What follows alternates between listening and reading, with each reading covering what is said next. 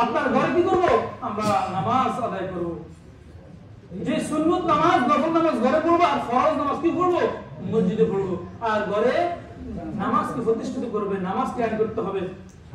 আপনার মেয়ে বয়স 10 হয়ে গেছে, 11 হয়ে গেছে, এখন নামাজ পড়ে না। বাবা, আপনি গুনাহগার হয়ে যাবেন।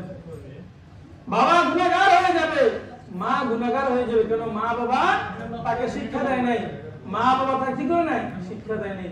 আপনি যদি ছোটকাল থেকে 7 বছর 8 বছর থেকে নামাজের জন্য তাকিদ দেন, তাকে যদি আপনি আল্লাহকে চিনান, সে আস্তে আস্তে কি হবে? নামাজি হয়ে যাবে।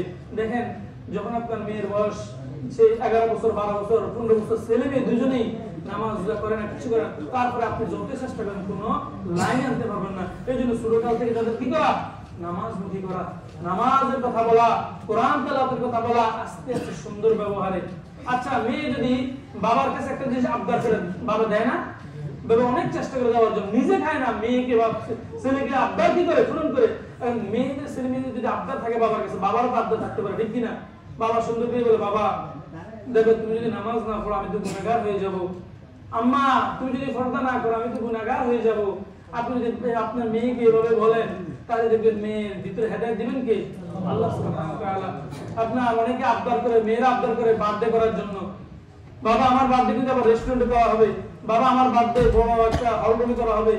আপনি যদি সুন্দর করে বুঝান, মাগো এটা তো আমাদের ধর্মে নাই বার্থডে করা, ওই দিন আপনি কি করেন? একটু ভালো খাবার, হালাল খাবার ঘরে রান্না করে আপনার ছেলে মেয়েদেরকে নিয়ে যদি আত্মীয় স্বজন ডাক দেন, তাই সবাই মিলেমিশে খাইতে পারে, এটা কোনো সমস্যা নাই। কিন্তু আপনি কেক কেটে বার্থডে করে, এগুলো আমাদের কালচার না।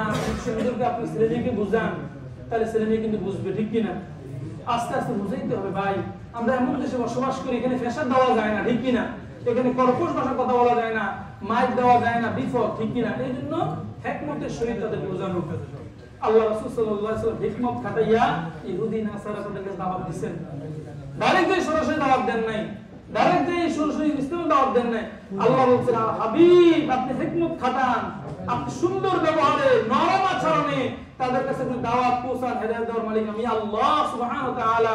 আল্লাহ রাসূল সাল্লাল্লাহু আলাইহি ওয়াসাল্লাম হিকমতের সহিত কি করছেন? তাদের কাছে দাওয়াত পৌঁছাইছেন।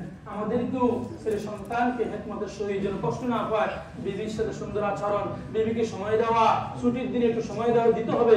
তাহলে দেখবেন স্বামী স্ত্রীর ভিতরে মিল মহব্বত পয়দা করে দিবেন কে? আল্লাহ সুবহানাহু ওয়া তাআলা। আর আল্লাহর কাছে চাইবেন। আল্লাহ বলে, দরজা খোলা, দুনিয়ার সবগুলো দরজা বন্ধ হয়ে গেছে, কিন্তু আমি আল্লাহর দরজা বন্ধ না। তুমি যখন চাইবা, আমি আল্লাহ ঘুমাই না, আমার বান্দা কখন